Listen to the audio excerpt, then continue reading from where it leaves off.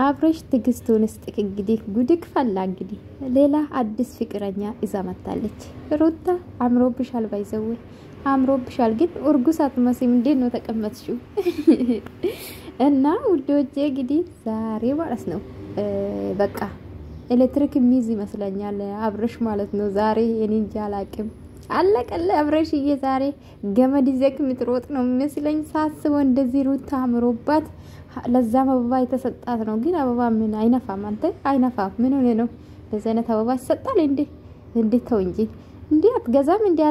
አንድ ፍሬ እንኳን ገዝታ ያሰጣም እቺ መሰለች ለአበባ እና ውዶቼ ዛሬ ማለት ነው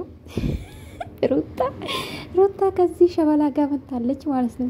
እንግዲህ ሩታዬ ምን አስበሽ ነው? ባለ ትዳር አይደለሽም እንዴ? እና ሩታ እንግዲህ አላቅም ምን እንደሚፈጠር ዛሬ ማለት ነው ይመስለኛል።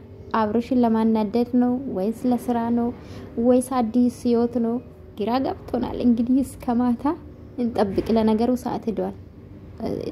ትለቃለች ይላው ትንሽ ቢያንስ 2 ሰዓት ምናምን ከቀራ ነውና ለማንኛውም ውዶቼ እንግዲህ ዛሬም ጀግና ልትሉ እንዳይም ብቻ ዛሬም ጀግና ልትሏት እንዳይም ጌታን አንደኛ ትዳር ላይ ጥሩ አይደለም።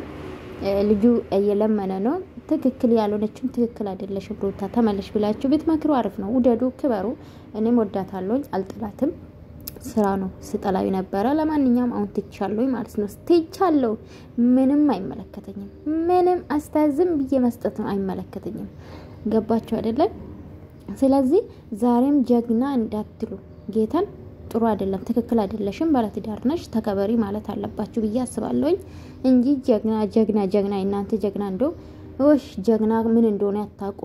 ወንድ መቀያየር አይደለም፣ ሴት መቀያየር አይደለም ወንድ ጀግንነት። ጋይስ ያላወቃችሁ ካላችሁ ጀግና ይሄ አይደለምና ምከራውት ከቻላችሁ